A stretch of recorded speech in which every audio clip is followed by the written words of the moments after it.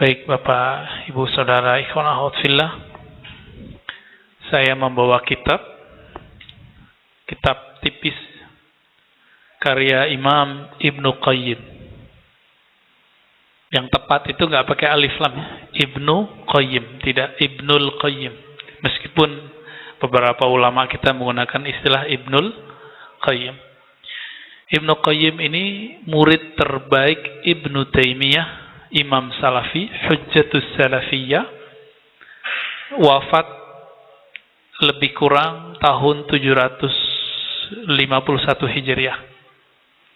Ini kitab zikirnya. Judulnya apa? Al-Wabilus Thayyib Minal Kalimit Thayyib. Ini kalau boleh disebut, ini ikhtisar juga taqyid, juga tambahan terhadap kata Ibnu Taimiyah, terhadap karya Ibnu Taimiyah yang berjudul Al-Kalimut Thayyib. Jadi Ibnu Taimiyah punya kitab judulnya Al-Kalimut Thayyib. Lalu ini dikembangkan sekitar separuh lah ya. Separuh itu tentang konsep zikir. Kalau kita baca kitab ini sama kayak kita baca kitab Ihya. Isinya mirip maksudnya. Di Ihya ngomong zikir, di sini ngomong zikir. Seakan-akan kita nggak ketemu Pak Salafi yang kaku, itu nggak ada di sini. Ya. Sebelum masuk ke sana, apa itu tasawuf? Tasawuf itu istilah yang dulu Ibnu Taimiyah pun mencoba mencari ini akar katanya dari mana nih? Dari sofa, yasfu, apakah dari sufah? Apakah dari suf? Kalau sofa berarti bening. Maka ada misalnya perempuan bernama Sofia, itu artinya kebeningan. Ma'un sofi, air yang bening. Gitu. Tapi nggak cocok. Kenapa? Karena kalau disebut sufi masih kurang pas. Sebagian mengatakan sufah, begitu Ibnu Taimiyah menukilnya dalam Al-Majmu', ya, Majmu'ul Fatawanya. Sufah berasal dari orang yang tinggal di pojokan masjid, maka disebut ahlus sufah. Kalau disebut nanti kan jadi sufi, nggak nyambung juga, ya.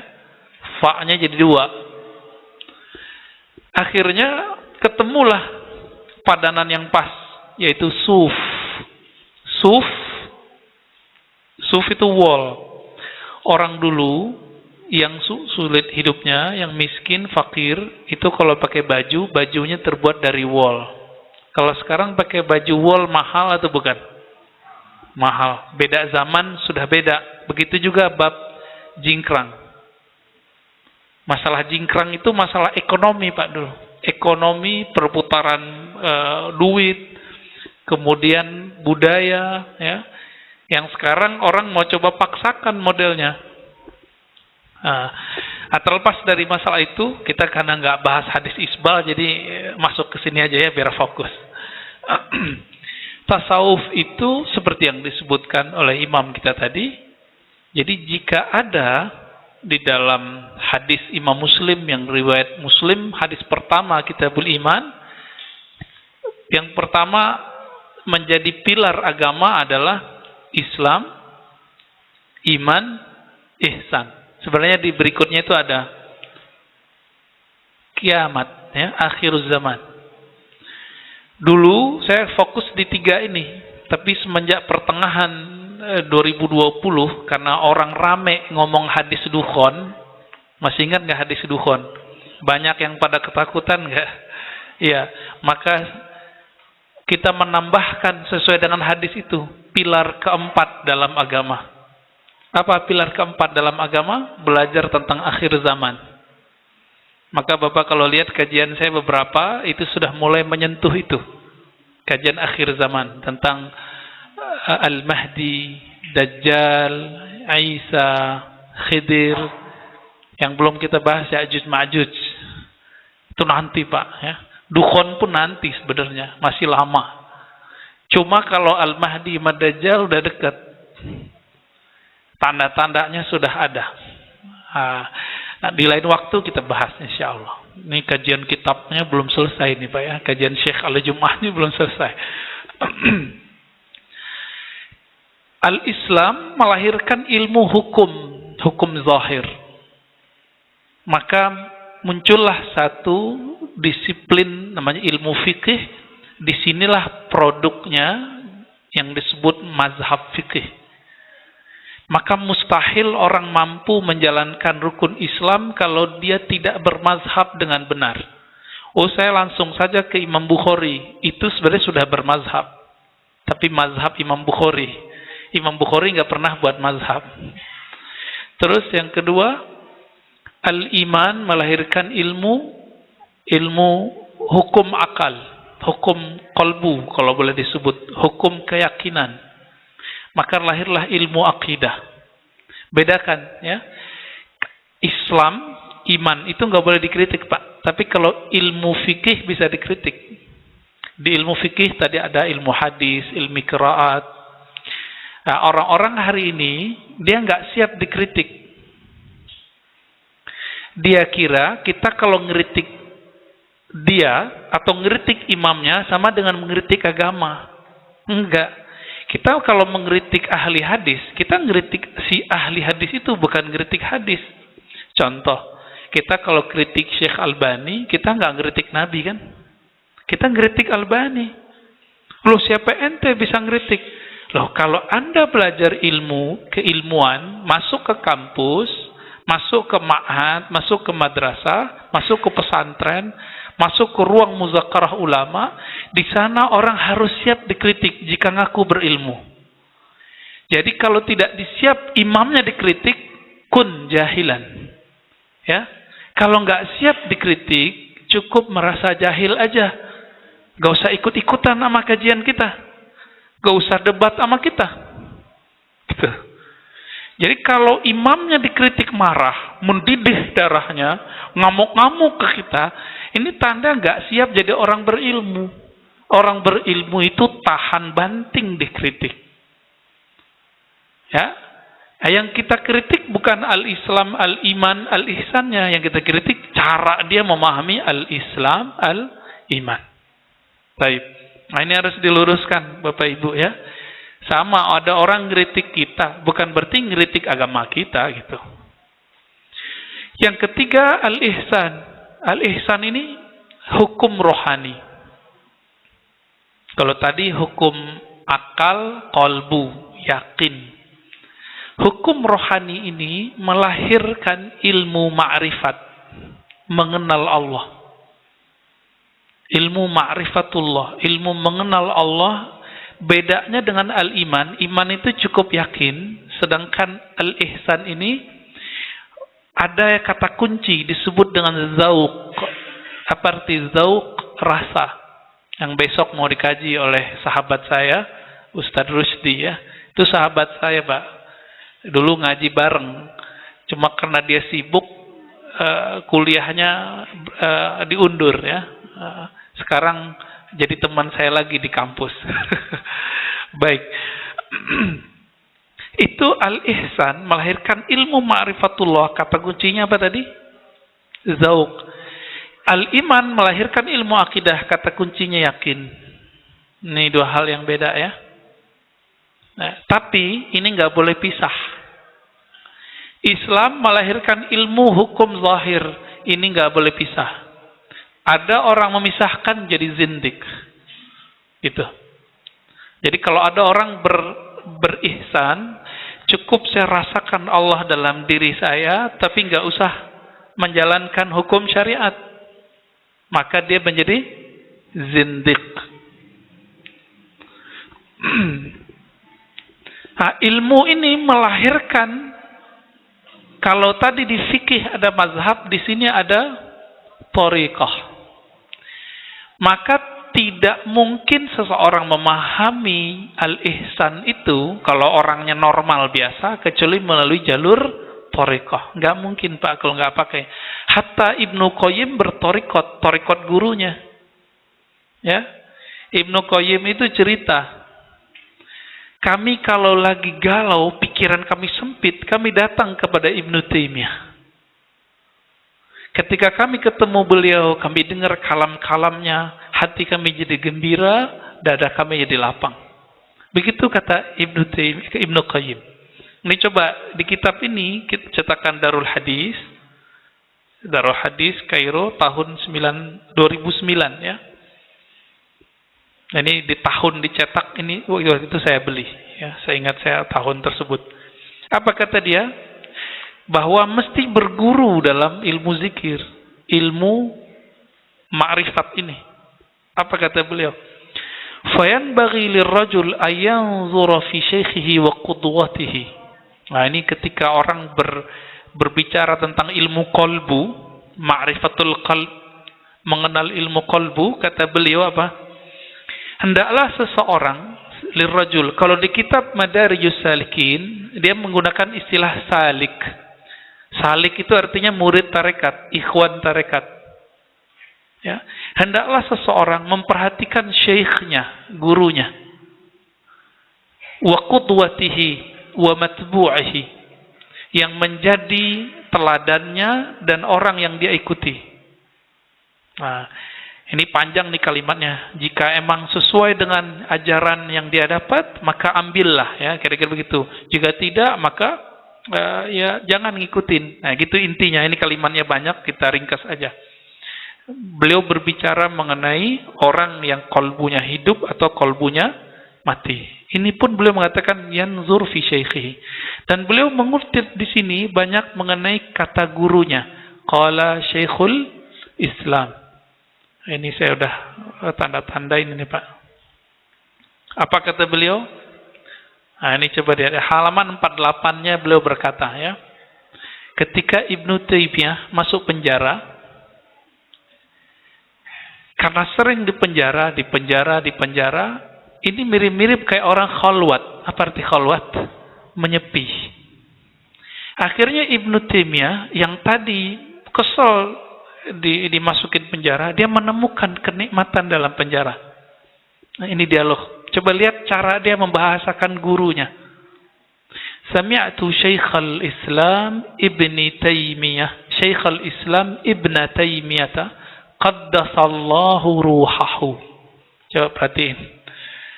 Aku mendengar Syekhul Islam Ibnu Taimiyah, apa doanya belakang? Qaddasallahu sirrahu. Ini istilah siapa Pak? Semoga Allah mensucikan, mengkuduskan ruhnya. Ini istilah sufi apa salafi? Sufi. Pinter atau? Jadi ketemunya di sufi. Ibnu Qayyim menyebut gurunya dengan gelar Syekhul Islam, lalu didoakan dengan kalam qaddasallahu ruhahu. Kadang-kadang qaddasallahu sirrahu, tergantung dipilih yang mana. Ini udah manhaj sufi ini. Oh, ini nggak pernah ada di zaman salaf. Iya, nggak ada, tapi ya begitulah. Bahwa Ibnu Qayyim tidak mempermasalahkan istilah ini, bahkan beliau menggunakannya. Apa kata Ibnu Taimiyah? Inna fid dunya jannatan man lam yadkhulha la yadkhulu jannatal akhirah. Sesungguhnya di dunia itu ada surga. Siapa yang tidak memasukinya di dunia, maka tidak akan dapat memasukinya nanti di akhirat. Ini kalam apa nih Pak? Orang kalau dalam tasawuf ini disebut dengan syatahat atau syatatah. Syatah pakai ha atau pakai ta. Syatahat. Apa arti syatahat? Kalam sufi sedang mabuk, lagi saker. Ini Pak Ibnu Taimiyah lagi mabuk surga deh. Dia menemukan surganya dalam penjara. Apa kata beliau? Wa qala li marrah, kata Ibnu Qayyim. Ya, dia berkata kepadaku, kata Ibnu Qayyim, suatu kali, ma yasna'u a'da'i bi, apa yang musuhku lakukan terhadapku? Tidak masalah, kira-kira begitu. Kenapa? Ana jannati wa bustani. ana jannati wa bustani fi sadri. Aku adalah surgaku. Maksudnya di dalam dirinya ada surganya. Wa bustani fi sadri, taman-taman surgaku ada di dalam dadaku. In ruhtu fahiya ma'i la tufarikuni. Kalaupun aku pergi keluar dari penjara, dia bersamaku. Dia tidak berpisah dariku. Inna habsi khalwatun wa qatli syahadatun wa ikhraji min baladi siyahatun. Jika aku ditahan, maka itulah khalwatku. Nah, ini kalamnya dia nih. Jika aku dimasukkan penjara, kata Ibnu Taimiyah, aku lagi berkhalwat. Apakah Salafi sekarang ngomong begitu, Pak? Enggak berani mereka ngomong itu. Wa qatli syahadah, kalau aku terbunuh, aku mati syahid. Wa ikhraji min baladi siyahah, jika aku dipindahkan, kan ada penjaranya dulu dipindahkan dari Damaskus ke Kairo. Kalau aku dipindahkan, berarti aku sedang jalan-jalan. Begitu kata beliau.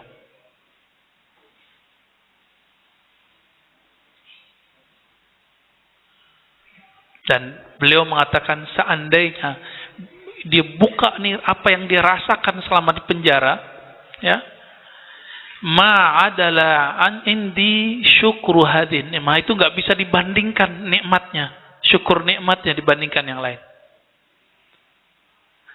Jadi coba lihat kalam-kalam beliau. Jadi ketika dia mengatakan bustani fi sadri, taman-taman surgaku dalam diriku, ini kalam sufi bukan? Ini namanya zauq. Jadi Ibnu Taimiyah merasakan itu di akhir hayatnya. Kalau dalam bab al-iman, yakin, melahirkan teori, maka muncullah ilmu, namanya ilmu kalam, ilmu tauhid, ilmu akidah. Kalau di sini nggak perlu pakai istilah begitu, Pak. Maka kalau belajar tasawuf langsung praktek zikir, gitu. Atau mengambil kalam-kalam ulama, ambil kalamnya disyarah, ambil kalamnya disyarah. Begitu cara ngajinya. Ambil zikirnya dirasakan, ambil ilmunya dijelaskan. Dua itu aja, ya.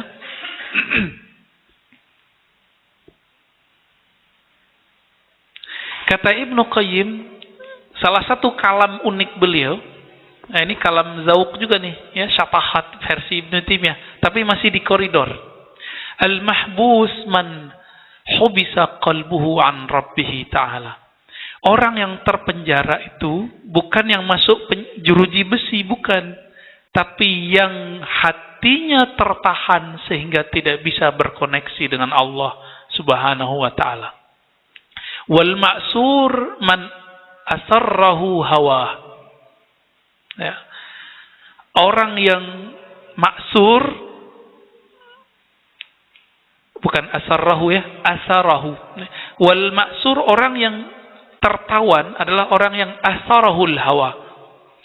Asarahu hawa, yang dia ditawan oleh hawa nafsunya. Begitu beliau berkata, ya.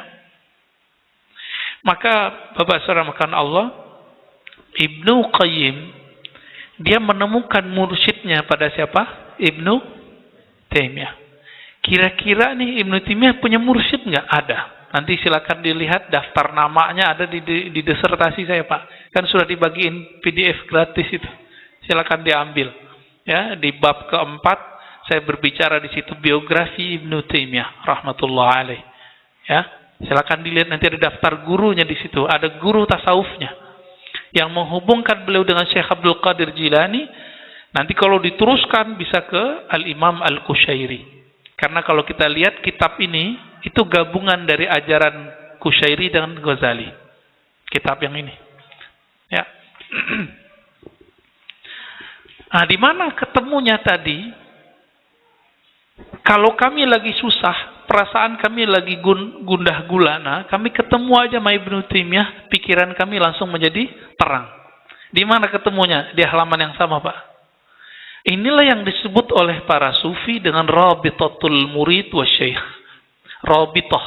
Pernah dengar istilah rabitah? Jadi guru sama murid itu punya satu ikatan rohani disebut dengan rabitah. Ini Ibnu Qayyim cerita rabitah dia. Ya. Jadi mereka kalau lagi galau datang ke gurunya langsung adem, Pak. Lalu setelah itu dia menyebutkan istilah-istilah sufi tapi dengan istilah arifin. Wa kana ba'dul arifin. Orang-orang yang ahli ma'rifat. Maka ilmu ihsan ini karena dia melahirkan ma'rifatullah, tokohnya disebut arif billah. Belakangan disebut dengan sufi. Nah, sebenarnya istilah al-arif lebih aman. Ya, karena sufi orang nggak tahu, dikira sufi itu yang gila-gila itu. Ya, dikira sufi itu yang aneh-aneh. Bukan, itu bukan sufi. Jadi bedakan wali yang majzub, wali yang Allah tutup akalnya dengan mahabbah. Orang kalau udah jatuh cinta kan hilang kewarasannya. Bukan berarti dia gila. Dia lagi mabuk. Jadi orang ini mabuk. Habib Syekhon, Habib Ja'far almarhum, ya. Itu orang diambil, ditutup akalnya, hatinya isinya cuma cinta Allah, cinta Allah. Kalau orang yang cinta Allah, dia selalu bersama Allah, perasaan dia, zauknya dia begitu. Nah, ahwalnya, jadi kalau lagi datang mabuk itu, coba lihat Habib Syekhon, ngapain dia? Coret-coret mobil, Pak. Kalau lagi datang mabuk cintanya itu, nggak kuat kita, ya. Antum punya mobil baru nih, coret, gimana, kuat nggak? Nggak kuat. Itu bukan sufi, Pak. Itu namanya wali majzub. Wali itu ada dari kalangan majzub, ada dari kalangan sufi, kebanyakan sufi, arif billah, ada dari kalangan ahli akidah seperti Abul Hasan Asy'ari. Itu wali itu, Pak. Ada dari kalangan ahli ilmu fiqih, hadis, Al-Quran. Ya, Imam Nawawi itu ahli fiqih, ahli hadis. Ya, itu wali besar juga. Ilmu ini, Bapak Ibu yang melekat Allah, melahirkan banyak metode. Karena setiap masa itu ulama berijtihad.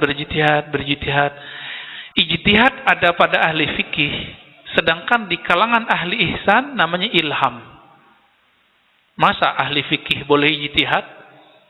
Ahli tarekat nggak boleh berijtihad. Ijtihadnya disebut dengan ilham. Apa dalilnya? Dalilnya hadis Imam Bukhari, hadis Imam Muslim dengan riwayat yang beragam.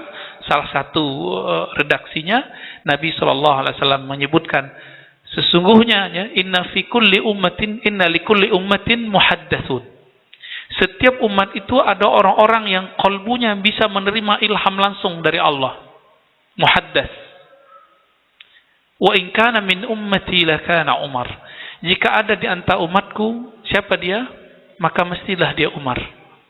Utsman masuk, Ali masuk. Cuma yang menonjol siapa? Umar. Muhaddatsin. Makanya Bapak coba cari fikih Umar. Itu udah banyak yang nulis. Baik dalam bahasa Indonesia, apalagi bahasa Inggris, bahasa Arab. Itu udah banyak nulis. Fikihnya Umar itu sangat banyak sekali perubahan yang tidak ada di masa Rasulullah, dia adakan. Bahkan berbeda fatwanya dengan yang ada di zaman Nabi sallallahu alaihi wasallam. Kenapa? Dia muhaddatsun. Antum kalau udah sampai di level ini disebut dengan mujtahid dalam bab fikih, disebut muhaddas dalam ilmu tasawuf. Mulham, yang dapat ilham. Yang dapat ilham. Gimana Pak? Dapat ilham nggak? Paling ditanya sama dokter, kamu mendengar suara-suara aneh nggak? Kalau iya, itu halusinasi namanya. Beda sama yang ini Pak. Halusinasi ke sini. Kesini masuknya. Kalau yang ilham masuk ke mana? Kalbu, Pak. Itu nggak ada batasnya. Bayangkan Rasulullah itu setiap saat menerima wahyu qalbiyah. Setiap saat. Tapi wahyu syariat itu ada time-nya lewat Sayyidina Jibril. Bisa bedain? Jadi wahyu terbagi dua. Terbagi tiga malah ya. Ada wahyu tasyri'iyah, wahyu syariat. Itu lewat Jibril ke semua nabi-nabi, termasuk Nabi Muhammad sallallahu alaihi wasallam. Yang kedua, ada wahyu nubuwah, wahyu kenabian. Ini nggak boleh putus. Putus dipecat jadi nabi. Mungkin nggak nabi dipecat jadi nabi? Nggak mungkin. Maka tidak boleh terputus. Inilah sabda Sayyidatuna Aisyah, kana Rasulullah sallallahu alaihi wasallam yazkurullaha ala kulli ahyani. Nabi itu zikrullah setiap detik, setiap nafas. Karena beliau harus siap menerima. Sekali kita nggak zikrullah, yang masuk setan. Dia jadi was-was. Masuknya ke sini, Pak. Itu bedanya ya. Jadi yang ditanyain oleh psikiater itu beda dengan yang dialami oleh para sufi. Diistilahkan oleh Imam Hakim At-Tirmizi, ahli hadis di zamannya, juga sufi, al-muhadatsah al-khidriyah. Dialog-dialog dengan Nabi Khidir. Nah, itu salah satu bentuknya.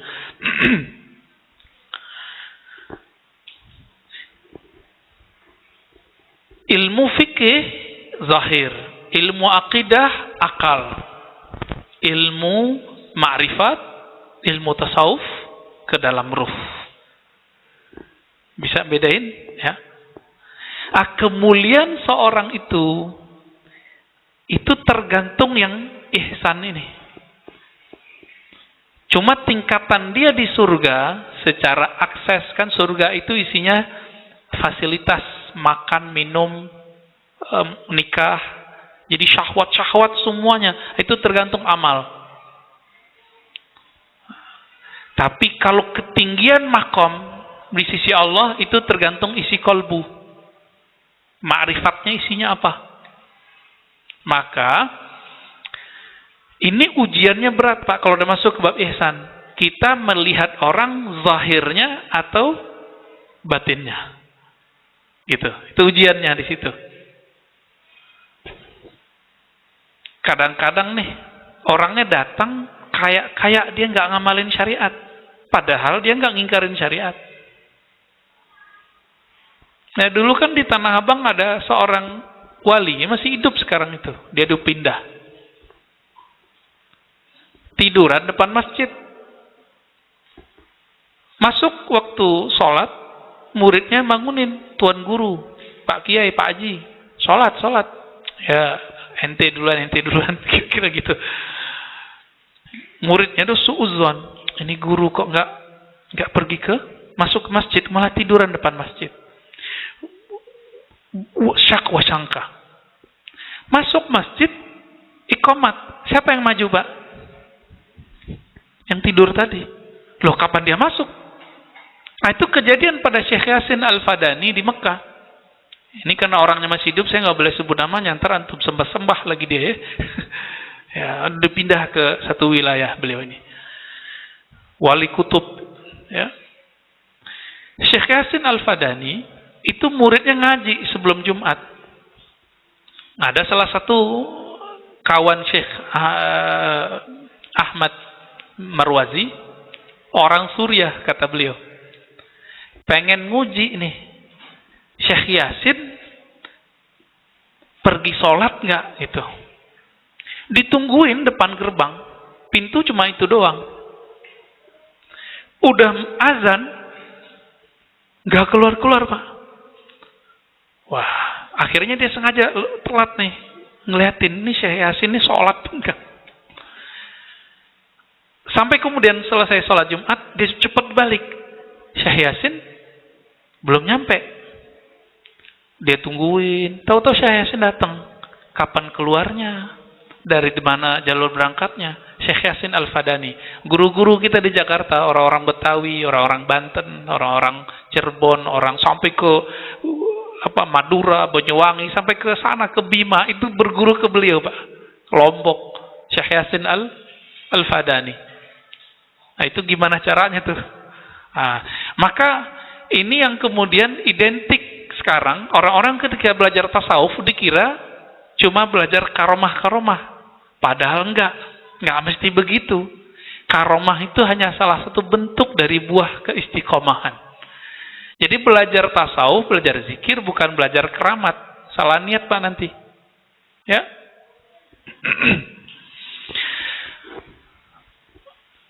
Nah, ilmu yang keempat, nah itu ilmu tentang akhir zaman. Nah, apa faedahnya ilmu belajar akhir zaman? Akan menumbuhkan rasa takut kepada Allah.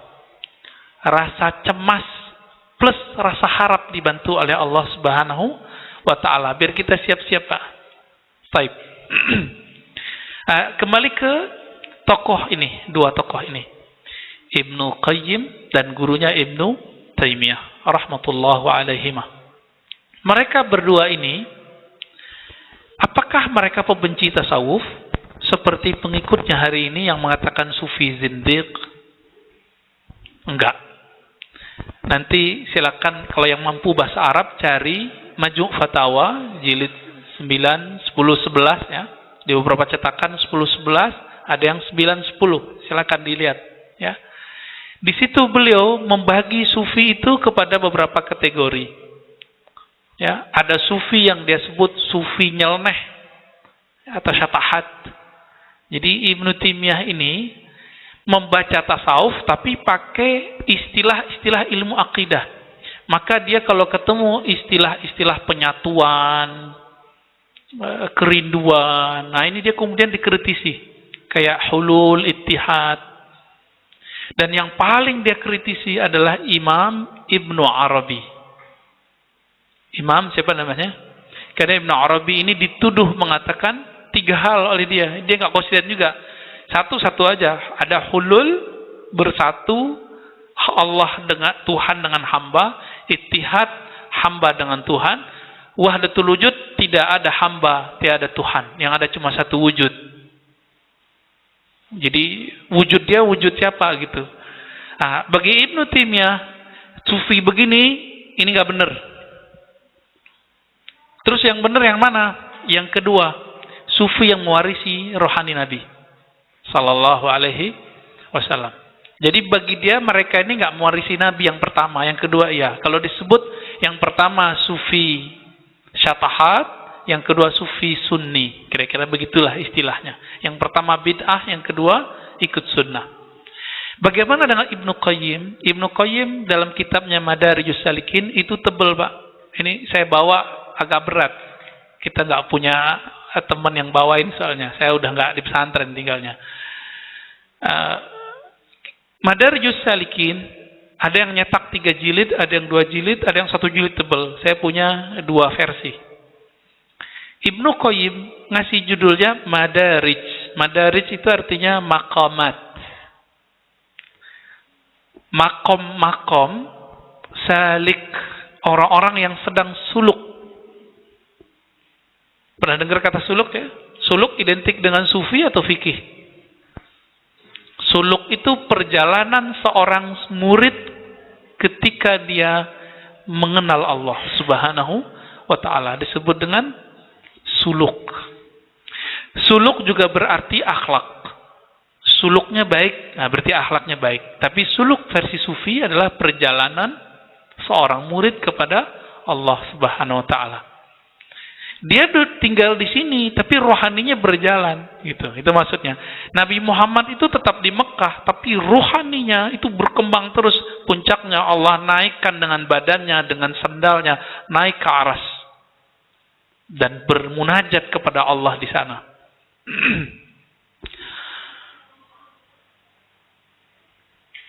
Jadi ketika Ibnu Qayyim menulis dalam Madarijus Salikin yang merupakan syarah dari kitab Al-Harawi, dia membagi sufi kepada 3. Yang saya ingat nih Pak ya. Ada sufi yang disebut dengan Sufiyatul Arzaq. Sufi yang berpenampilan sufi tapi menipu murid supaya narik duit murid. Ya kayak Kanjeng Dimas lah. Ya. Yang ya kalau masuk aliran dia berbayar gitu. Ya barangkali LDI masuk. LDI ini kan campur aduk. Campur aduk LDI itu. Dibilang Wahabi, loh ada tasawufnya. Dibilang tasawuf kok orang di luar dia dianggap tidak benar syahadatnya. Kayak kita-kita ini kan nggak dianggap benar syahadatnya.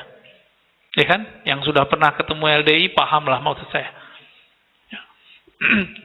Sufiyatul arzak, sufi yang bertopeng tasawuf, bertopeng ilmu zikir, ilmu hikmah, bisa juga tuh.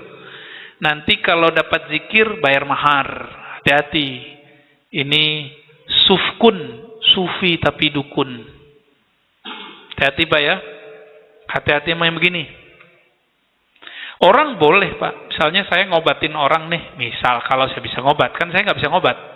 Seandainya saya ahli hikmah nih. Saya obatin orang biar misalnya sembuh dia dari gangguan-gangguan jin misalnya. Boleh saya pasang tarif? Boleh. Tapi saya ngerjain. Tapi antum nih mau belajar zikir. Dapat zikir dari saya, terus saya pasang tarif. Ini nggak boleh. Bisa bedain? Jadi ke ahli ruqyah, ahli bekam, ahli jinolog, kira-kira gitu boleh pasang tarif. Yang nggak boleh siapa? Orang ngajarin zikir supaya narik duit si murid. Ini nggak boleh. Emang zikir bisa dibeli? Ya. Ini sufiyatul arzak. Ya, hati-hati sama sufi yang begini.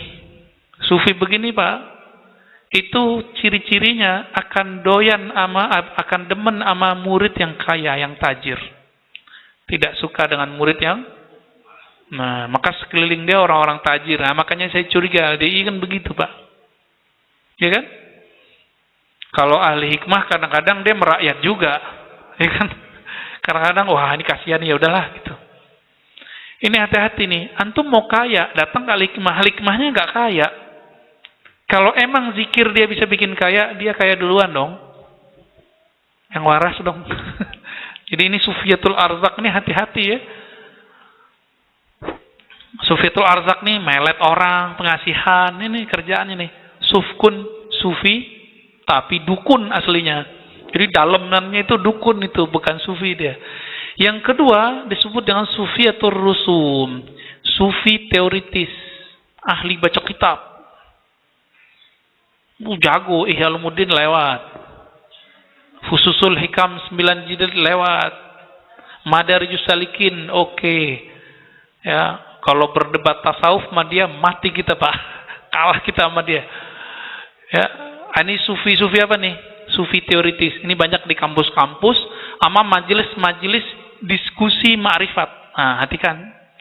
Jadi banyak juga nih dia mendiskusikan ma'rifatullah. Itu dihafalkan tuh ya. Dulu kalau di kampung saya orang belajar martabat 7. Ta'ayun awal, ta'ayun sani. Dihafalkan, dengan itu dia berdebat. Bukan untuk mengenal Allah dia belajar itu. Beda dengan ulama yang dulu nulis kitab martabat 7 namanya Burhan Furi.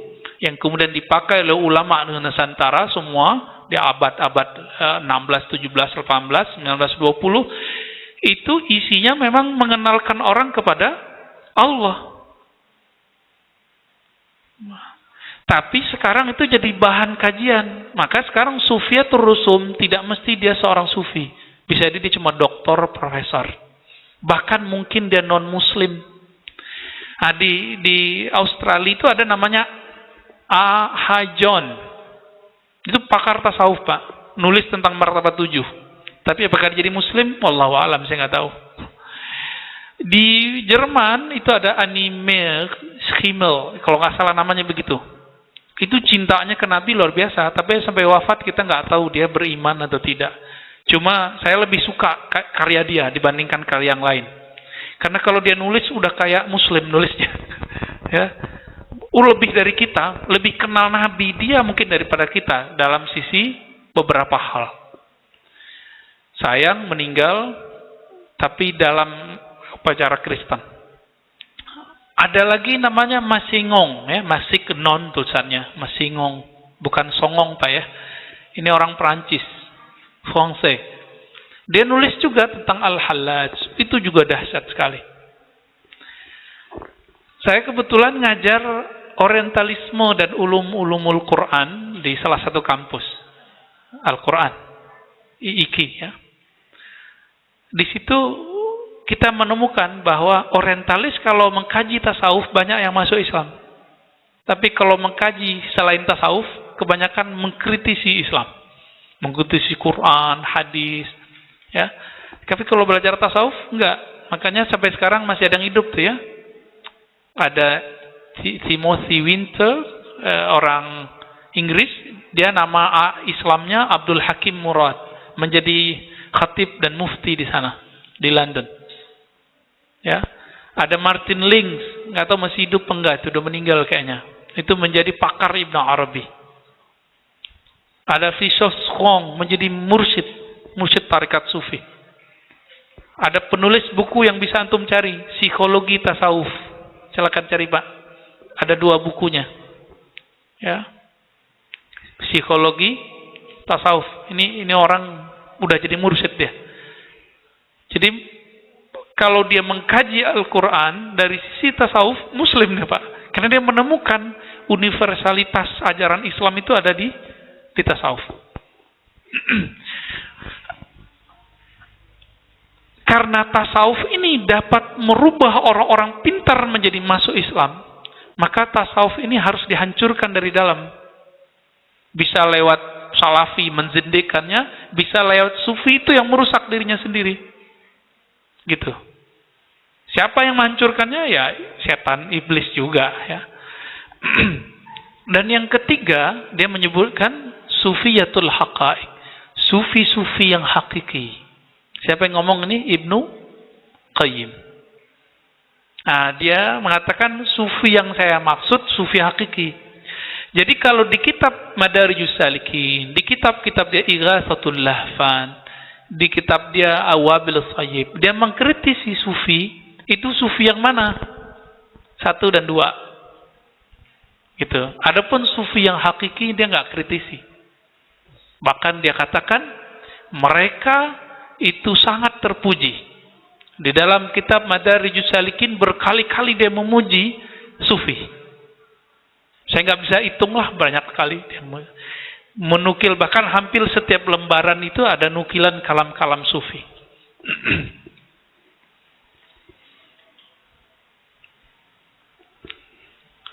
Bapak Ibu Saudara makan Allah, ikhwan hafizillah. Jadi apakah Ibnu Qayyim, Ibnu Taimiyah menentang tasawuf? Tidak. Ya, dia tidak menentang tasawuf. Dia justru sangat mendukung orang bertasawuf. Nah, dan ini salah satu pilar sufi. Apa pilar sufi? Zikir. Di sini semoga kitab ini sudah ada yang nerjemah. Ya. Disebutkan 99 keutamaan rahasia berzikir. Itu persis seperti yang saya pelajari waktu masih kecil dulu. 99 rahasia zikrullah. Persis sama Pak. Entah buku yang saya pelajari baca ini, entah buku ini membaca sumber buku yang sama. Wallahu ta'ala alam. Ini kalau dibacakan repot juga Pak, semuanya dibaca. Dahsyat ini ya. Dia menyebutkan 99. Ini kita ambil satu model ya, satu. Kata beliau, anna zikra nomor 36. Anna zikra nurun lidzakir fid dunya wa nurun lahu fi qabrihi wa nurun lahu fi ma'adihi. Jadi zikir itu akan jadi penerang bagi orang yang berzikir di dunia. Jadi orang yang mukanya gelap, bukan mukanya hitam, bukan Pak. Mukanya gelap maksudnya dia nggak punya arah hidupnya. Muka kita kan memang gelap-gelap Pak ya. Umul kilit kita sawo mateng. Orang yang nggak punya arah hidup di dunia itu karena kurang zikir. Yang kedua, memberi cahaya di kubur. Jadi kita ini nanti yang kuat zikirnya pagi sore, bahkan setiap nafas mampu menjaga zikir, udah tenang Pak nanti masuk kuburnya. Insya Allah. Insya Allah lah Pak ya, nggak boleh merasa pasti. Yang ketiga, nurun lahu fi ma'adi. Yas'a baina yadayhi ala sirat. Ketika dia dibangkitkan sampai menempuh siratal mustaqim. Jadi itu perjalanannya udah banyak tuh. Ditimbang, dihisap. Itu kelihatan bercahaya. Kelihatan bercahaya, ya. Famastanarat al-qulub wal qubur bimithli dzikrillah. Tidak ada yang mampu menerangi kubur dan kalbu melebihi zikrullah. Ini salah satu kalimat-kalimat yang ngomong begini biasanya sufi. Ya, jarang orang-orang biasa ngomong begini. Baik. Udah azan, Pak? Belum. Baik. Suatu kali beliau menghikayatkan, ya. Kita stop dulu, biarin dulu. Apa kata beliau? Aku melihat guruku. Siapa gurunya tadi? Ibnu Taimiyah. Ba'da subuh nggak berangkat dari tempat duduknya, nggak buang air, nggak makan sampai tengah siang. Sanggup nggak, Pak? Ya, disebutkan di kitab ini. Ketika selesai, ditungguin nama Ibnu Qayyim. Ketika selesai, apa kata Ibnu Taimiyah? Hazihi ghadwati. Ditanya, ini ente kok lama banget duduk? Apa jawabannya? Inilah sarapanku. Jika aku tidak sarapan dengan zikir, maka badanku melemah. Oh, berarti makanannya Ibnu Taimiyah di akhir hayatnya bukan makan roti gandum lagi, Pak. Tapi sudah seperti sufi. Al-Halaj dulu kan begitu, Pak. Abu Yazid dulu begitu. Abu Yazid ba'da subuh itu nggak berangkat, nggak berdiri. Disindir sama imamnya. Tadi lupa imam ya. Pak Yazid, ente makan apa hari ini? Maksudnya orang pada kerja, ente kok nggak kerja? Apa kata dia? Saya ulang salatku. Karena apa? Karena imamku tidak percaya kepada Allah yang menebarkan rezeki kepada hambanya. Diulang, Pak, salatnya. Jadi pada para sufi, bab hakikat itu mempengaruhi fikih. Kalau kita nggak berlaku. Bapak meragui rezeki dikit nih, batal salatnya. Kalau kita nggak berlaku, Pak. Berat itu. Itu fikihnya para sufi yang hanya boleh dilakukan di beberapa saat tertentu. Kalau lagi ahwalnya datang. Oke, tafadhol azan dulu.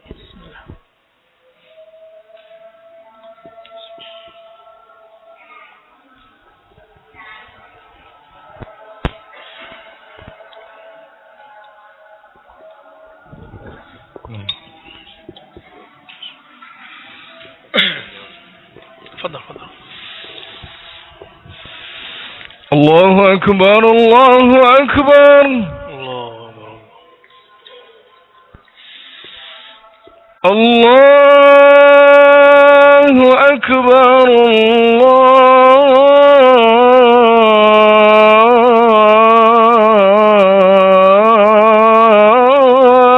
الله أكبر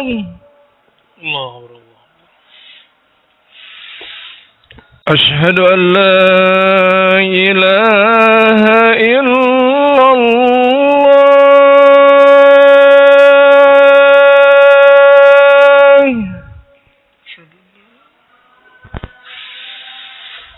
أشهد أن لا إله إلا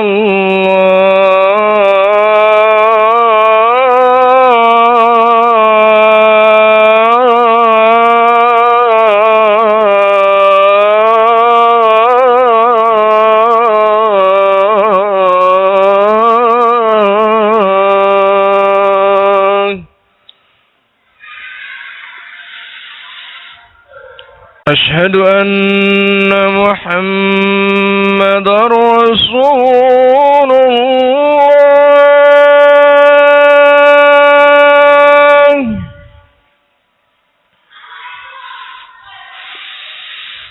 أشهد أن محمد رسول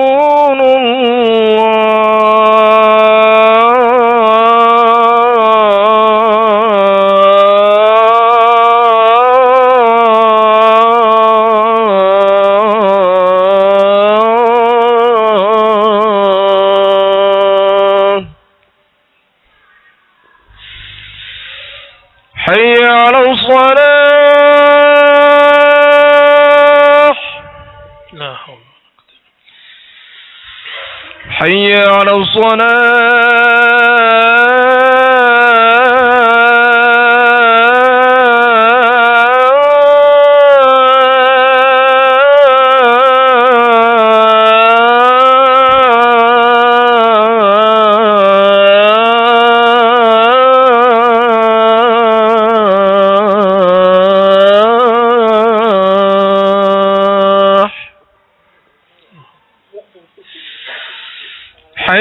على الفلاح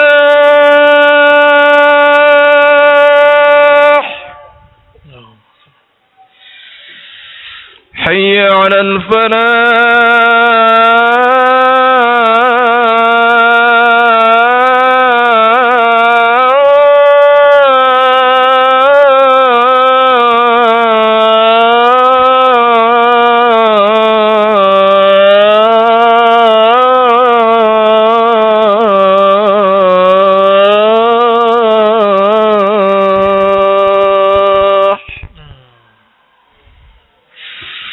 الله أكبر الله أكبر لا إله إلا الله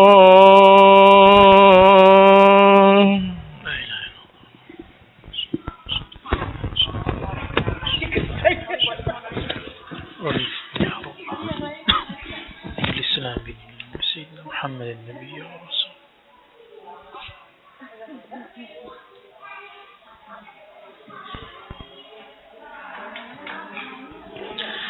Ya, Imam As-Safadi dalam satu riwayatnya menyebutkan bahwa Ibnu Taimiyah ba'da subuh itu punya wirid, Pak. Apa wiridnya? Baca surah Al-Fatihah. Dia ulang sampai berapa kali nggak terhitung. Kalau ditanya Nabi pernah ngerjain begitu nggak? Nggak ada atau nggak tahu? Mending bilang nggak tahu. Kita nggak tahu, kita bilang nggak ada. Nah, nanti kalau Bapak ngumpul-ngumpul nih baca Ratibul Haddad, pasti dikomentari gitu. Atau baca Yasin. Nabi nggak pernah baca Yasinan. Loh, masa Nabi nggak pernah baca Yasin? Maksudnya Yasinan yang itu? Ya, kumpulan Yasinan itu kan kumpulan dari Nabi juga. Cuma zikir-zikir dalamnya kan dari Nabi juga. Cuma beberapa yang dari ulama itu. Semuanya.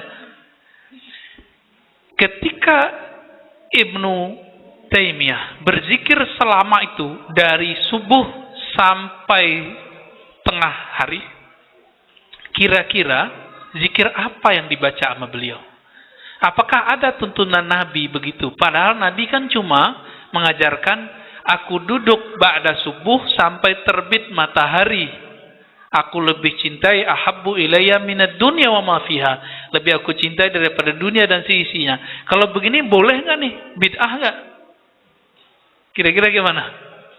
Ya enggak. Nah, maka inilah asar tasawuf, pengaruh tasawuf yang direkam oleh muridnya yaitu Ibnu Qayyim terhadap warisan gurunya Ibnu Taimiyah rahmatullah alaihima.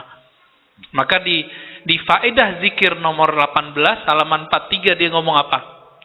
Bahwasanya zikir itu qutul qulubi war ruh. Itu santapannya kolbu dan ruh. Kolbu itu santapannya nama Allah. Kalau ruh santapannya ma'rifat. Mengenal ilmu. Maka Bapak ini yang membuat Bapak tertarik untuk pengajian itu ruhnya yang bawa. Yang membuat Bapak bertahan berzikir itu kolbunya. Bisa bedain? Ya, yang membuat orang kuat kuliah itu akalnya. Sekolah, ngajar, baca buku, itu akalnya Pak yang kuat. Yang membuat orang kuat lari itu apa? Jisimnya, badannya. Kata dokter, kamu jantungnya mulai bahaya nih. Jalan ya setiap hari 1 jam jalan cepat. Mau nggak ngerjain Pak? Ya, mau yang ngerjainnya. Pada ketakutan ya, dulu sebelum pandemi itu ada namanya senam jantung. Rame, karena orang takut jantungnya copot atau jantungnya rusak, gagal jantung. Tapi mereka melupakan satu hal, maka mohon maaf, kita ini lebih percaya kepada dokter daripada guru. Mungkin kita salah berguru, sehingga tidak bisa memisahkan mana guru kolbu, mana guru fikih. Nanya ilmu kolbu ke ahli fikih, ya dibid'ahin sama dia. Dia nggak ngerti, kan ahli fikih nggak semuanya dia mengerti. Nanya tasawuf ke salafi, nyambung nggak? Ya nggak nyambung. Dibid'ahin, dizindikin sama dia. Tapi dia lupa bahwa dia telah membuat hal yang sama. Ya, seorang ustadz yang sama torikotnya dengan Ustadz Rusdi besok pagi, tanya Ustadz Rusdi, torikotnya apa Ustadz gitu ya. Nama torikotnya sama, nama dia juga sama, begitu. Dia ini membid'ahkan zikir-zikir sufi, tarekat-tarekat sufi, menganggap zindik. Tapi dia menulis kumpulan hadis mengenai zikir yang sahih. Susunannya 1, 2, 3. Loh, ini kan Nabi gak pernah nyusun begitu. Dia susun sendiri. Diamalkan oleh muridnya. Jadi torikot gak tuh? Jadi torikot, Pak. Namanya torikot Jawaziyah. Ya. Qadiriyah Jawaziyah. Boleh nggak? Bagi kita mah boleh, nggak ada masalah. Kita nggak mengatakan ini bukan untuk mencaci, Pak, karena tidak ada kamus kita belajar tasawuf mencaci orang, nggak ada. Bagi kita yang dia lakukan boleh, ahsanta, ente bener bagus gitu. Tapi kita kalau kami merumuskan juga metode zikir, jangan dibidahin, gitu. Nanti ada metode zikir, misalnya, nanti kalau di torikotnya Ustaz Rusdi itu, atau torikot apalah di luar, ada namanya cara memandang ke dalam diri ketika ada ayat Fafi anfusikum afala tubsirun. Di dalam dirimu apakah engkau tidak memandang? Lalu ada hadis, ya, Allah mengharamkan terhadap neraka untuk menyentuh orang yang membaca la ilaha illallah min qalbihi au nafsihi. Yang membaca la ilaha illallah dari kolbunya. Apa caranya atau jiwanya ya? Apa caranya supaya la ilaha illallah itu dibaca dengan kolbu? Itu ada tekniknya. Ada tekniknya, Pak. Tekniknya misalnya diambil dari titik pusar di bawah ke ubun-ubun ya. Itu teknik aja. Lalu dihunjam ke kolbu. Itu ada caranya. Dan itu diijazahkan, nggak boleh coba-coba sendiri, Pak. Coba-coba sendiri saya nggak tanggung jawab ya. Ada tekniknya itu. Boleh nggak tuh? Ya boleh-boleh aja. Yang penting kan di hadisnya qalbihi, supaya kolbunya ikut membaca sama dengan lisannya. Bahkan lisannya membaca itu bersumber dari kolbunya, maka darah orang ini nanti akan diharamkan menyentuh api neraka. Nah, inilah kerjaan orang zikir baca la ilaha illallah. Kenapa mereka zikir nanti keras-keras? Itu supaya mendidih dalam dirinya kalimat itu. Menyatu dalam jiwanya kalimat itu. Itu sebenarnya tekniknya macam-macam. Ada yang sampai nangis-nangis, ada yang sampai teriak-teriak. Dan itu biasa. Jadi nggak masalah ya. Nanti kalau belajar zikir, nggak masalah. Tapi kalau nggak seneng, ada zikir namanya zikir khafi. Zikir. Nah, teknik itu melahirkan hidangan. Nah, hidangan kan kita boleh milih. Bapak kalau nggak suka sama torikot A yang zikirnya keras, ada torikot B yang zikirnya lembut. Wah, kurang seru nih lembut. Kita yang kencang aja. Ya udah yang kencang itu. Nggak seneng yang merem-merem, maunya baca-baca. Torikot Ba'alawiyah, baca torikot Syaziliyah, baca hizib, wirid, rotib. Panjang, Pak. Maunya merem-merem, Naqsyabandiyah, Qadiriyah, Khalwatiyah, Samaniyah. Maunya nyerang-nyerang orang, torikot Jawaziyah, Pak. Ya. Baik. Sampai di situ mungkin ada yang mau didiskusikan, tafadhal ya. Bapak Ibu sekalian, jika ada pertanyaan, ada kertas yang disiapkan di belakang juga ada di depan, bisa ditulis atau nanti bisa langsung dengan Ustaz. Ada di YouTube nih, Ustaz. Ada yang nanya pertama, apakah tari sufi itu ada? Oke. Terus yang kedua, jika kita belajar dari kitab Mujarobat itu, Ustaz, Mujarobat yang walaupun ada ijazahnya dengan guru dan yang tidak ada guru, bagaimana? Apakah ada dalilnya atau bagaimana? Dua dulu. Kalau pertanyaan dua aneh lupa yang pertama nih. Tari sufi ya, oke. Tari sufi atau disebut whirling darwish itu adalah warisan dari Maulana Jalaluddin Ar-Rumi. Kalau boleh disebut beliau father of love. Love ya.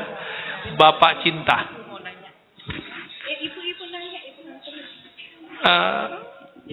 Imam Jalaluddin Ar-Rumi ini mengajarkan zikir cinta. Orang kalau girang dalam cintanya, maka akan terjadi gerak. Bapak coba kalau lagi senang dengerin satu nasyid, Tola al-Badru alaina, musik, solawatan, tiba-tiba kepala kita ngangguk gak? Iya, joget namanya Pak. Bahasa Arabnya raqs. Ada yang disebut raqs sufi. Diiringi dengan sama sufi, sema. Nah, ini disebut sema. Sema itu ada syair yang dibaca, salawat yang dibaca, didendangkan. Semakin didendangkan, nanti orangnya akan asik. Nanti lama-lama orang pada berdiri, konjak-konjak gitu ya. Loncat-loncat Pak, jumping-jumping. Itu bukan Syiah, itu bukan. Itu memang ada tarekat begitu. Banyak di Timur Tengah. Di Indonesia kayaknya sudah mulai hilang. Kemudian datanglah Syekh Haqqani dan murid-murid beliau, kemudian menyebarkan itu kembali. Dulu di Betawi ada namanya Syah Bandar. Syah Bandar itu gelar Pak. Dia mursyid tarekat dia itu. Dia buat tarekat Naqsyabandiyah sama Rumiyah itu. Makanya silat Syah Bandar itu sebenarnya itu Whirling Darwish Sufi itu. Jadi ada dua gerakan yang muter kanan, muter kiri. Dan itu ada syaratnya. Dimulai dari zikir, disudahi dengan zikir. Bukan gerak dulu yang dimunculkan, tapi yang dimunculkan pertama kali zikir. Namun dalam thariqat yang saya amalkan, itu saya tidak melakukan itu. Ya. Karena saya mencukupkan dengan diam dan membaca. Jadi atau ya tersendu-sendu itu sudah cukup. Namun satu saat jika terjadi kegirangan bisa jadi kita nari-nari begitu bisa jadi. Tapi sejauh ini saya tidak mengamalkan itu. Tapi kita tidak mengingkarinya dengan syarat jika itu memang bersumber dari nur zikrullah. Jika tidak maka dia sama dengan tari-tarian biasa. Tidak, dan tolong diingat tarian sufi bukanlah ibadah. Oke? Syekh Ali Jum'ah ditanya, apa dalilnya? Dalilnya gampang sama dia kalau sama orang ahli ilmu mah. Ya, alladzina yadhkurunallaha qiyaman wa qu'udan wa 'ala junubihim. Kok Anda berdiri, duduk, berdiri, loncat begitu, muter-muter, terus dalilnya mana? Itu surah Ali Imran 190 ya. Orang-orang yang berzikir kepada Allah dalam keadaan berdiri, bergerak, maksudnya duduk dan berbaring. Kalau ada tarekat yang cuma duduk doang, berarti dia yang nomor 2. Kalau ada yang sampai berdiri, itu kita mikir, ini memang betul-betul mufti beneran nih beliau nih ya. Mujtahid beliau Pak, walaupun tidak mutlak. Jadi nggak kebayang sama kita ayat yang selama ini kita pakai untuk menjelaskan ulul albab, ternyata itu dalil macam ragam tarekat. Ada tarekat tidur Pak, ada juga. Percaya nggak? Jadi salah satu wirid tarekat itu tidur. Ngerti gak tuh? Imam Syazili tidur.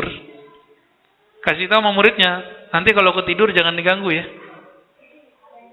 Kalimat kalau begitu mungkin enak, tapi ternyata kalimatnya nggak begitu.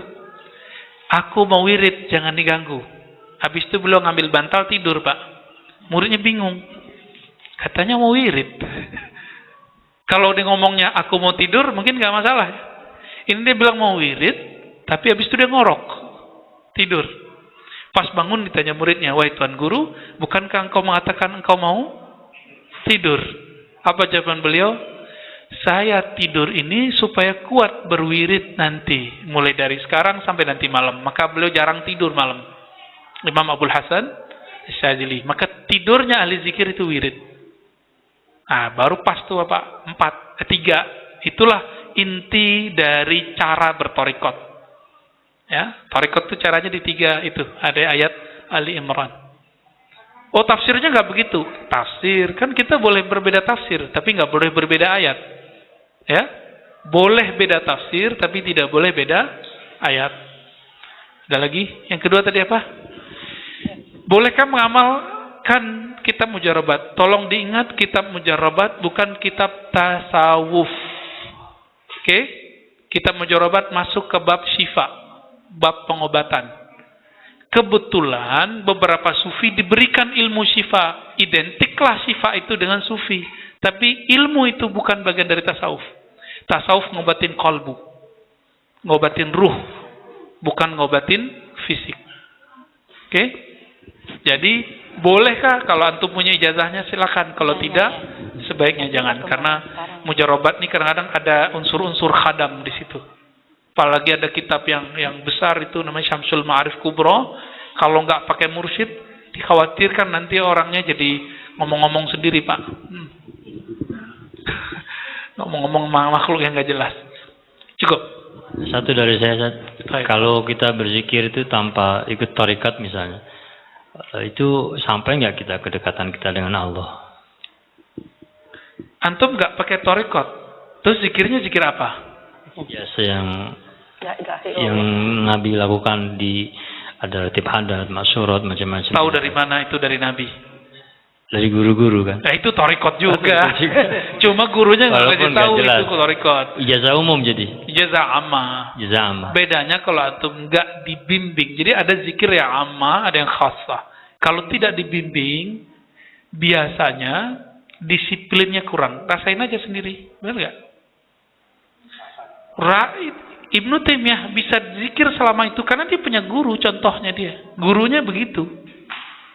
Gurunya ini punya guru lagi, terus begitu sampai ke Abdul Qadir Jilani. Si Abdul Qadir itu bisa sehari semalam dia nggak beranjak dari tempat duduknya. Nah itu nyampe ke Ibnu Taimiyah dari pagi sampai zuhur, Pak, bisa. Ada yang sudah bisa begitu? Belum. Kita dulu waktu kecil 40 hari 40 malam Pak beranjak di situ aja ya. Paling kalau mau buang air kecil, buang air besar, seperlunya. Selebihnya di tempat itu aja. Alhamdulillah saya pernah mengalami itulah. Jadi ngertilah rasanya. Nikmatnya bukan main. Jadi orang kalau ingin menikmati hakikat hidup, dia harus punya wazifah zikir. Dia harus punya latihan zikir yang dia nanti sudah istiqomah di situ. Ditambah ilmu mengenal Allah. Kalau enggak, dia enggak punya arah hidup dan dia tidak akan pernah menikmati hidup. Mohon maaf nih, orang nikah malam pertama baca doa kan? Baca doa enggak? Zikir juga, Pak. Orang mau makan, mau menikmati makan, pakai zikir enggak? Maka dunia ini jika tidak diiringi dengan zikrullah, enggak ada, Pak, nilainya, enggak ada manfaatnya. Enggak berasa enak. Oke? Ya, jadi ni'matud dunya wal akhirah bizikrillah.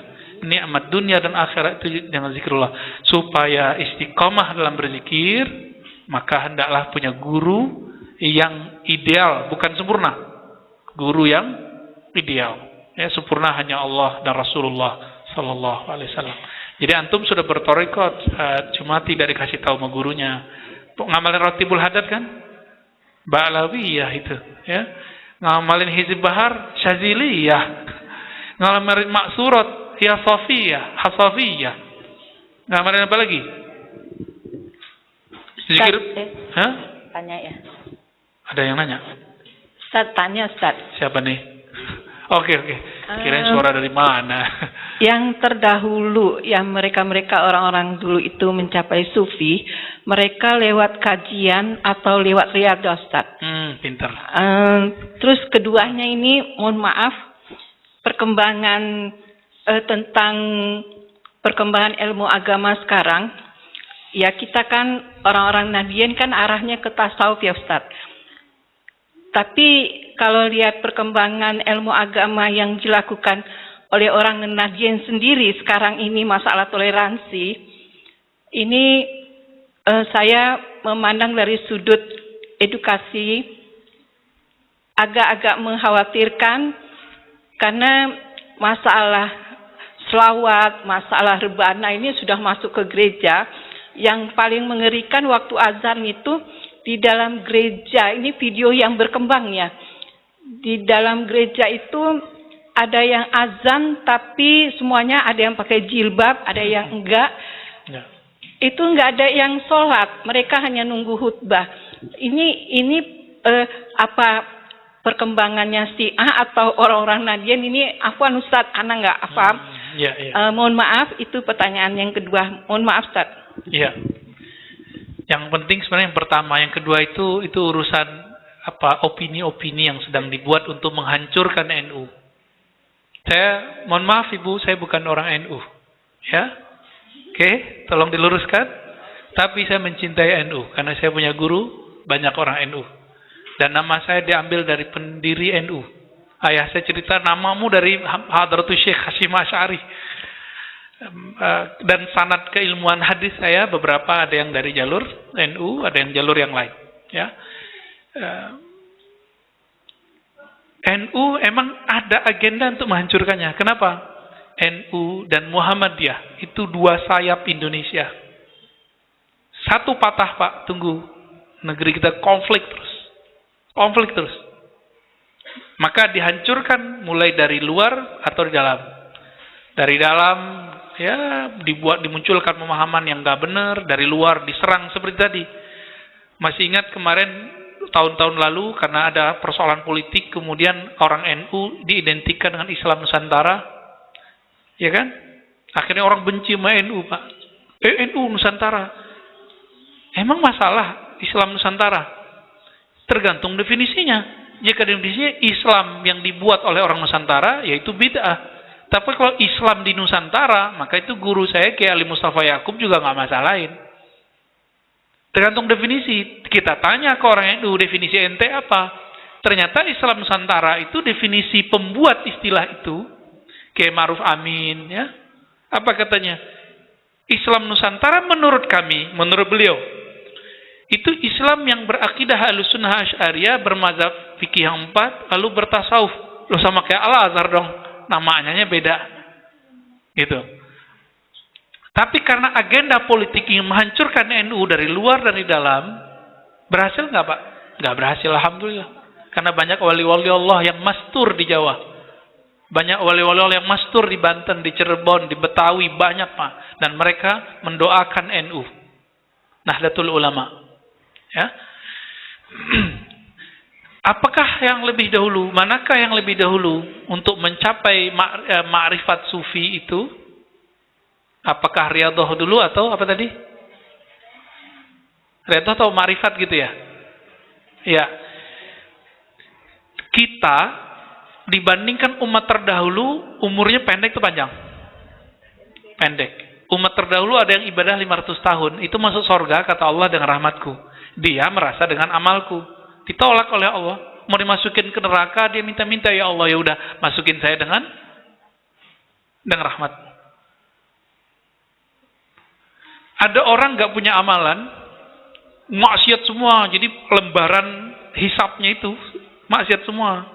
Udah mau digiring oleh malaikat neraka, tiba-tiba Allah bertitah, buka dadanya, ternyata ma'rifatullah ada di dalam kalbunya. Allah, Allah, Allah, la ilaha illallah. Di riwayat Imam At-Tirmizi, la ilaha illallah di kalbunya. Di riwayat Imam Al-Bihaqi, Allah, Allah, Allah.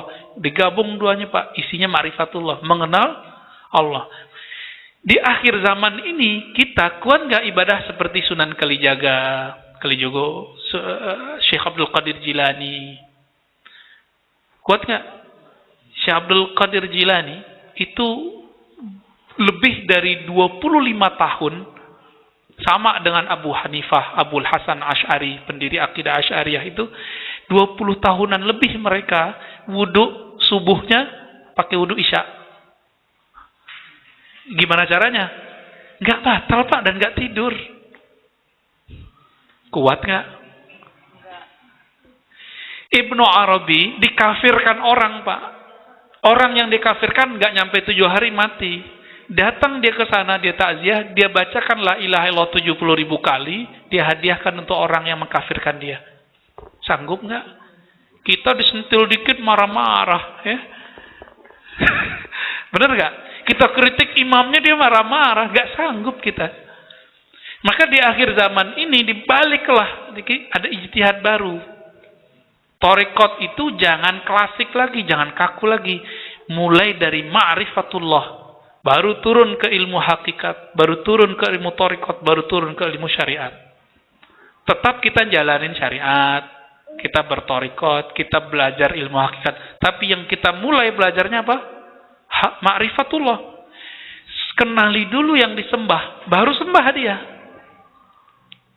Ilmunya kan sudah ditulis oleh mereka yang dulu ibadah puluhan tahun, ditulis, Pak, di kitabnya, dan diijazahkan ke murid-muridnya.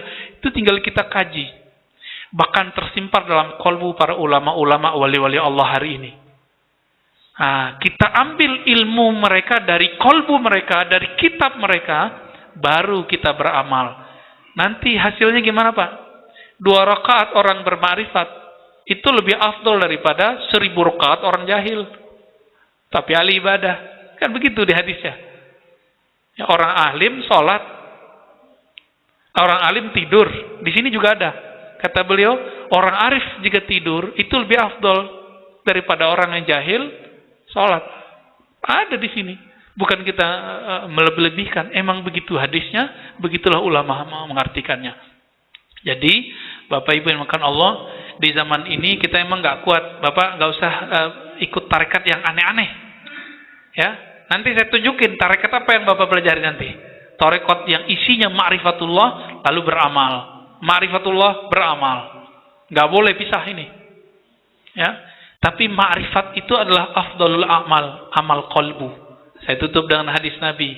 Nabi ditanya, wahai Rasulullah, apakah amal paling afdal?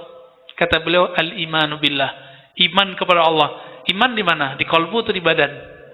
Di kolbu. Maka Imam Bukhari, Imam Ibnu Hajar mengatakan, amalan paling afdal adalah amalan kolbu.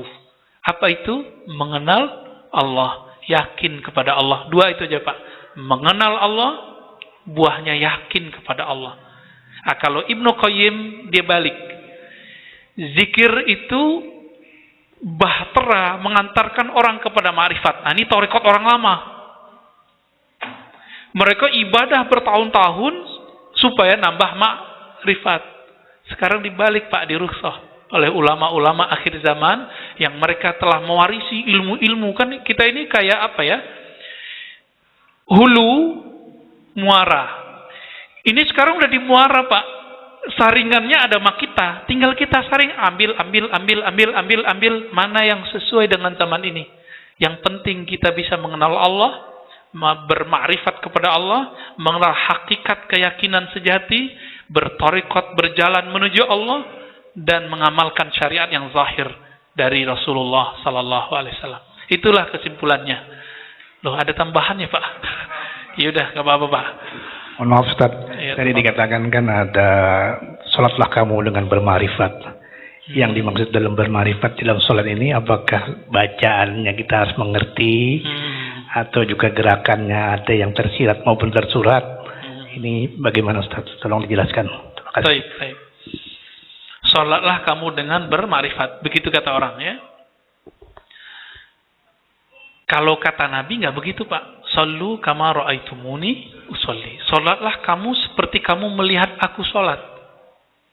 Kata Imam Nawawi, nggak sanggup kamu sholat seperti Nabi sholat. Maka Nabi ngomong, sebatas yang kamu lihat deh gitu. Kita ngelihat Nabi sholat nggak? Enggak, yang kita lihat siapa? Guru kita sholat. Bapak ngelihat fisiknya apa kolbunya? Baru fisiknya, karena belum punya ilmu kolbu. Ya, besok kan mulai trial tuh belajar ilmu zikir sama Ustaz Rusdi. Nanti saya beri juga beberapa. Biar dialah belajar zikirnya, nanti kita tebar dikit-dikit ilmu ma'rifatnya insyaallah. Ilmu ma'rifat itu Pak membuat 4 rakaat terasa 1 rakaat. Itu ciri-cirinya. Membuat Bapak rindu duduk di masjid ini. Itu ma'rifat, karena ma'rifat itu fiha lazzah. Di dalamnya ada lezat. Seperti orang yang jatuh cinta, pengen ketemu terus. Itu dia ma'rifat. Kalau Bapak sudah dapat tuh ilmu, nanti kita kecanduan. Jadi apa istilahnya? Kayak addiction tapi positif gitu. Kecanduan agama. Kecanduan ibadah nikmat. Nanti kata Nabi apa? Walaupun hadisnya dhaif tapi dia naik menjadi hasan li ghairihi. Uzkurullah hatta yaqulu ya. Hatta yaqulul munafiqun muraun. Berzikirlah kamu sebanyak-banyaknya sehingga orang munafik mengatakan kamu ente gila. Orang jam segitu kerja ente malah zikir. Itu dia ya. Ya coba aja sendiri Pak. Kita makanya lebih afdol ngaji. Bapak kalau ngaji ba'da subuh tahu-tahu udah syuruk. Ya kan? Tapi Bapak coba sendiri duduk. Baru 15 menit nyot di kaki. Tapi aneh, kok kalau ngaji nggak kesemutan Pak kakinya? Benar nggak? Karena kita nggak sadar gerak begitu aja. Asik di kepala menerima, di kolbu itu dia menyerap, di ruhani dia girang karena dia mendekat kepada sang kekasih hakiki.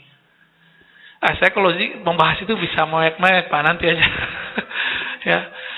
Semoga Allah nanti membimbing kita bahkan mulai dari malam ini ya, untuk mencapai pengenalan yang hakiki kepadanya. Amin ya rabbal alamin. Dan kita meninggal menjadi orang yang benar-benar mengenalnya. Itulah makna dari haqqa tuqatih. Engkau benar-benar mengenal Allah subhanahu wa ta'ala. Subhanakallahumma wa bihamdika asyhadu an la ilaha illa anta astaghfiruka wa atubu ilaik. Wa sallallahu ala sayyidina Muhammad walhamdulillahi rabbil alamin. Assalamualaikum warahmatullahi wabarakatuh.